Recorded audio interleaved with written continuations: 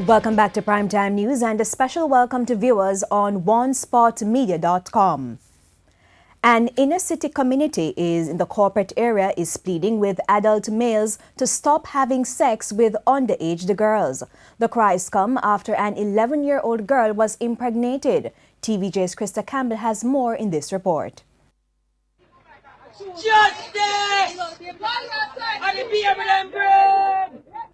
Residents of an area called Frog City in Maxfield Park, St. Andrew, took to social media recently to express frustration with the news that an 11-year-old girl was 4 months pregnant.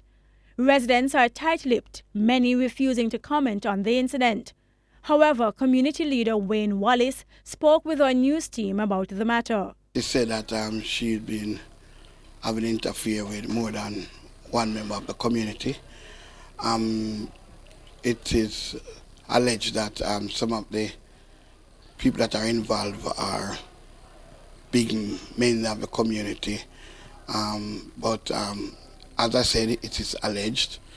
There's no proof that somebody would have seen something and pick it up and deal with it from that level. But I don't know. A resident who refused to speak on camera said she fears for her child. That's not safe. You can't say 11-year-old a breed and safe. No, me have a 8-year-old, she not safe. We're afraid. What time normally make them go in at evening time?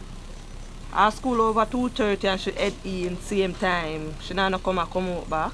One of the child's family members told TVJ News that the Child Development Agency, CDA, has taken the child away from her mother. The family has asked the media to respect its privacy.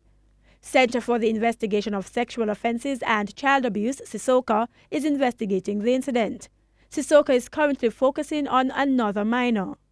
Detectives from CISOCA, along with personnel from the St. Andrews South Divisional Headquarters, went into the community.